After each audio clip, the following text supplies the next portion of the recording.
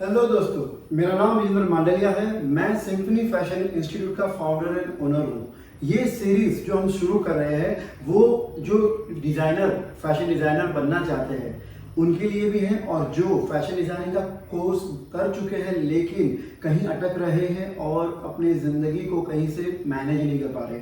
मैं ये fashion designing के एक आपको जो चीज़ें हैं उनसे आपको रूबरू कराऊंगा। आज के वीडियो में हम जानेंगे कि कैसे फैशन डिजाइनर अपने गोल से मिस आउट हो जाते हैं।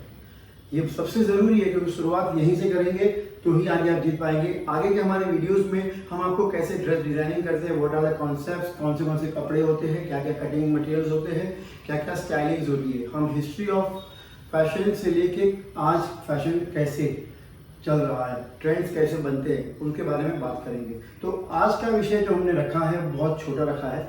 आज जो हम एक बात बताना चाहते हैं कि जो कोई भी स्किल, फैशन डिजाइनिंग एक्चुअली एक स्किल है।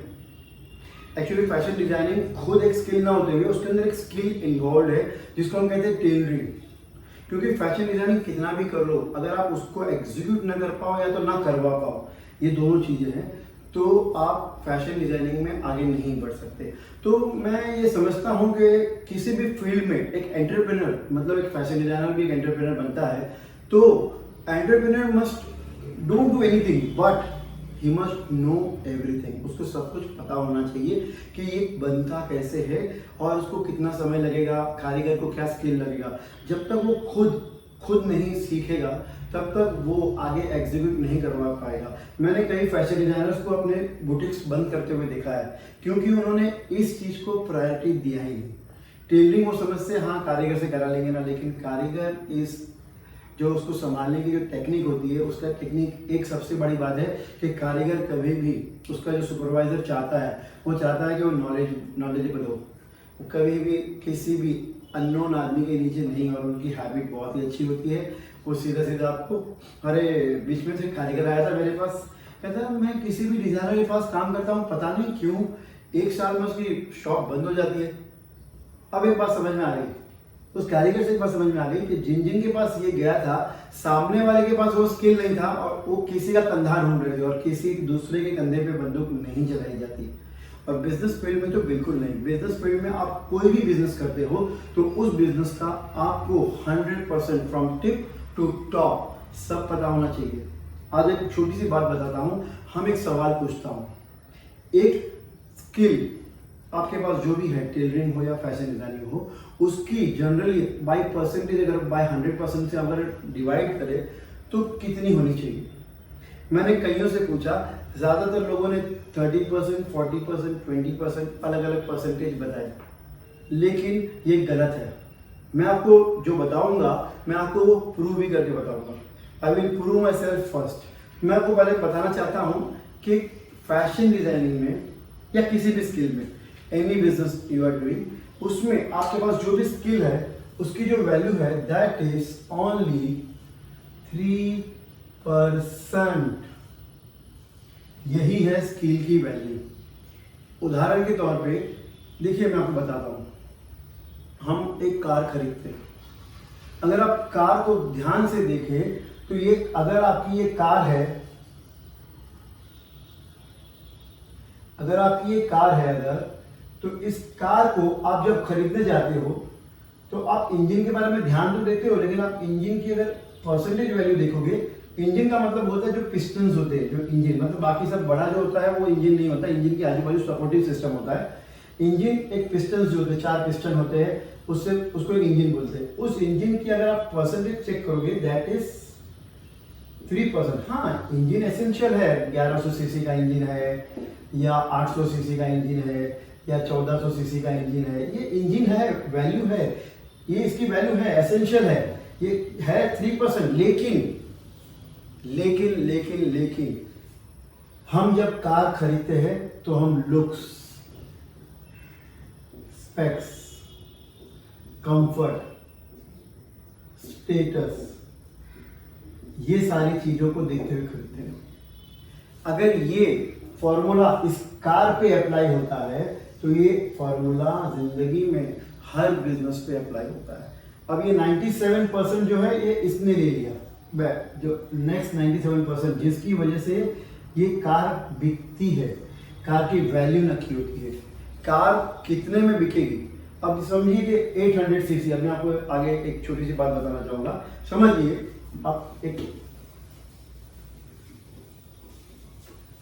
अभी हम समझते हैं कि ये कार है 800 सीसी और ये भी 800 सीसी है, दोनों 800 सीसी है, दोनों का मतलब ये दोनों का 3% जो है दोनों के पास इक्वल है। अब इसकी वैल्यूज कौन नक्की करेगा? इसकी वैल्यूज नक्की करेंगे इसके स्पेक्स, इसका जो लुक्स, इसकी स्टेटस सिंबल और ब्रांड। ये जो चीजें हैं, ये चीजें डिफरेंस लाएगी कि ये कार कितने में बिकेगी। मतलब ये भी डिजाइनर है और ये भी डिजाइनर है, मतलब ये भी टेलरिंग का अच्छा काम कर रहा है, ये भी अच्छा काम कर रहा है। तो अब दोनों की वैल्यू कैसे चेंज होगी? एक हुई स्पेक्स, मतलब आप कैसे अपने आप को प्रेजेंट करते हो, आपने कैसा शोरूम बनाया है, आप लोगों को कैसे ग्रीट एंड मीट करते हो, आप उनको क्या उनको आप सर्व करते हो, ये आपके स्पेसिफिकेशंस में आ गया। लुक्स मतलब हाउ यू लुक, आप खुद कैसे दिखते हो, आप लोगों के सामने अपनी इमेज कैसे क्रिएट करते हो, that comes in personal development, वो भी हम आगे जाके सिखाएंगे आपको क्या होता है। दूसरा होता है स्टेटस।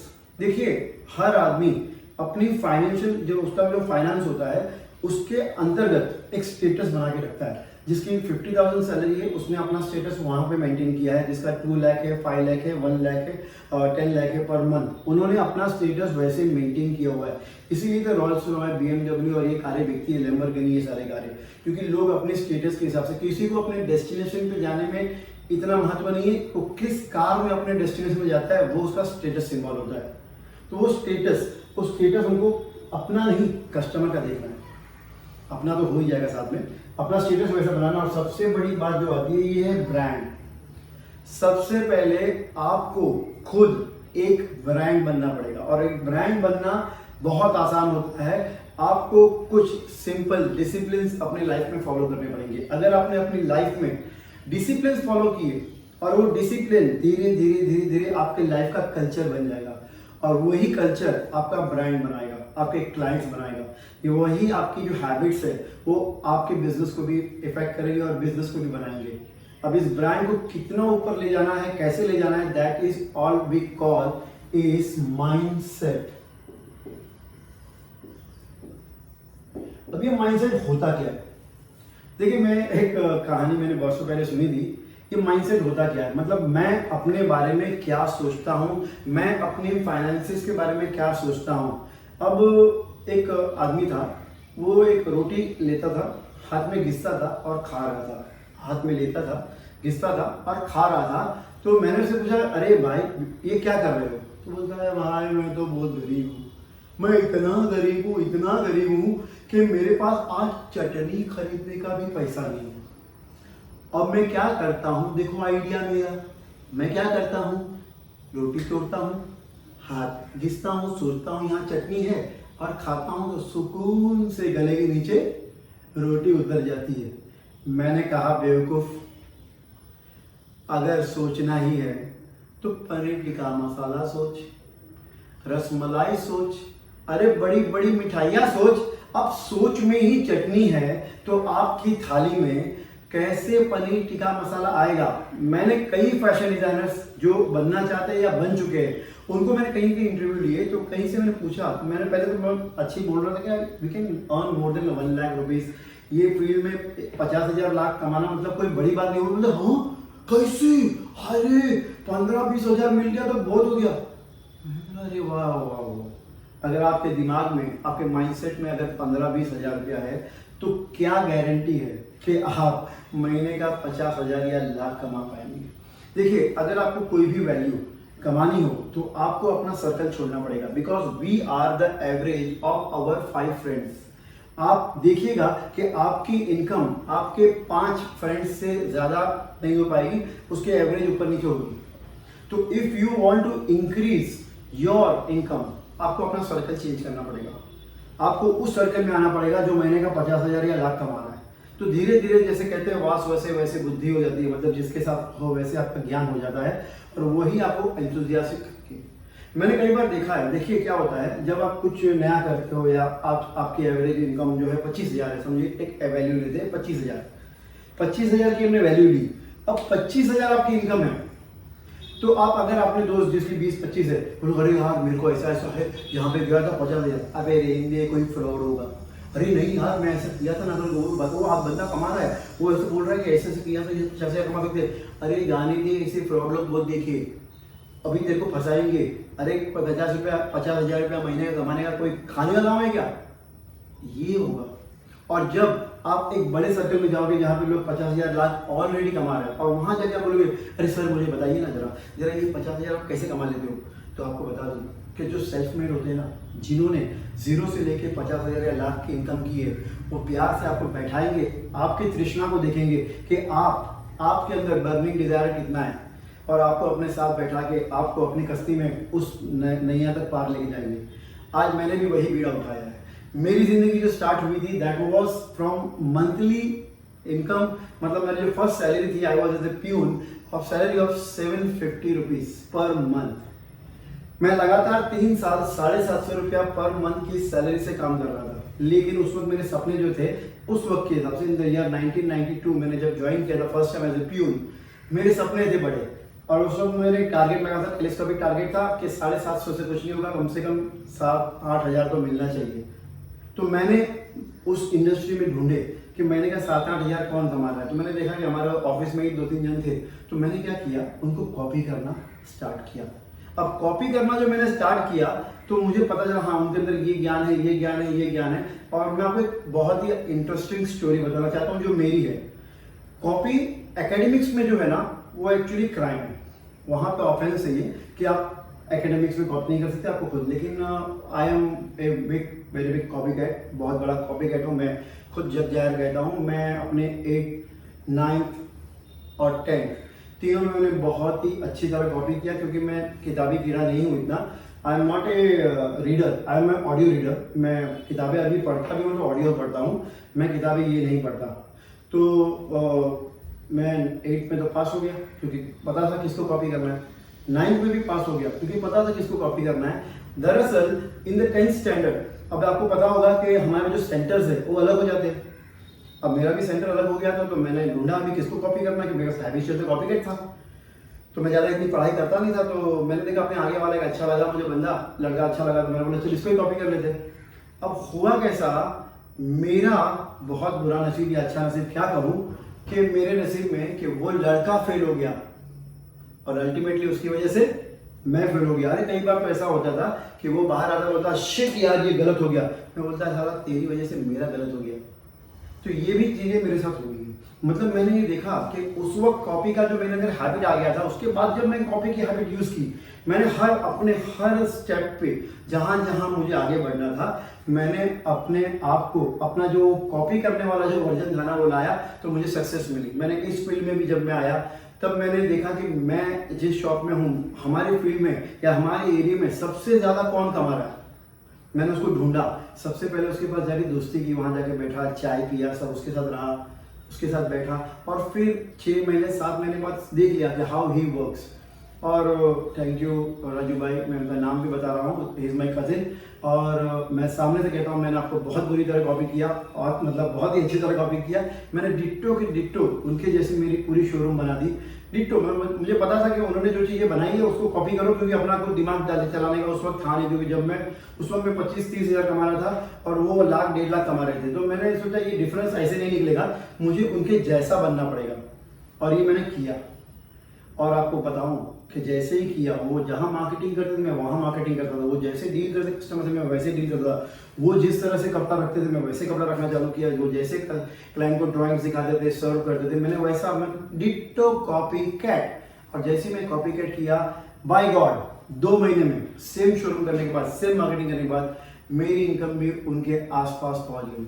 फिर मैंने उनकी दोस्ती कभी नहीं छोड़ी, आज भी हमारी दोस्ती, और आज उनसे मैं पैर छू के कहता हूँ कि भाई यू आर माई गॉड, कि मैंने आपको कॉपी करके अपने आप को बनाया। उसके बाद और आगे मेरी ज़िंदगी बढ़ी। लेकिन आज मैं आपको बताना चाहता था कि ये स्पेक्स और सेकंड थिंग कॉपी। मैं आपको बताऊंगा, आप मुझे कॉपी कीजिएगा, आप एज ए डिज़ाइनर महीने का 50 से लाख कैसे कमाएं, उसकी जिम्मेदारी मेरी होगी। मैं आपको सिखाऊंगा कि कैसे आप as a designer, fashion designer skill सीख कर इतना रुपया कमा सकते हैं। आज के लिए इतना ही। अगले वीडियो में हम एक एक करके स्किल्स के ऊपर बात करेंगे कि पंजाबी ड्रेस कैसे बनाते हैं, चूड़दार कैसे बनाते हैं, pants, gowns, shirts, western gowns, chaniya choli, lehenga, सरारास, बहुत सारी चीज़ें हैं। आपको एक एक करके सिखाऊंगा। एक ही वीडियो में सिखाना मेरे लिए शायद मुमकिन ही नहीं है, शायद क्या। और आपको एक चीज़ बता रहा हूँ कि मेरे चैनल को लाइक कीजिएगा, सब्सक्राइब कीजिएगा, क्योंकि ये चैनल है रिबूट ब्रेन्स। यहाँ पे हम आपको उसी फील्ड के बारे में जानकारी दे रहे हैं जो जानकारी अवेलेबल है, लेकिन मेरा तरीका दुनिया से थोड़ा निराला है। तो आप उस निराले तरीके को सीखने के लिए और आगे जाके मेरी किताब लॉन्च हो रही है जिसका नाम है पॉजिटिव आउट ऑफ नेगेटिव। ये किताब आपके सोचने के पूरे तरीके को बदल देगी कि आप जिंदगी के बारे में क्या सोच रहे थे और एक्चुअली जिंदगी है क्या। आज के लिए इतना ही। चैनल को लाइक करना मत भूलिएगा, अपने कमेंट दीजिएगा कि आपको आगे मेरी वीडियोस किस विषय पे चाहिए। और दूसरी सबसे बड़ी बात कि सब्सक्राइब कीजिएगा, बेल आइकन दबाइएगा, और हाँ, शेयर जरूर कीजिएगा कि आपके बहुत सारे फ्रेंड्स हैं जिनको अपनी फाइनेंशियल कंडीशन को सुधारने के लिए बहुत ज़रूरत है। Thank you very much.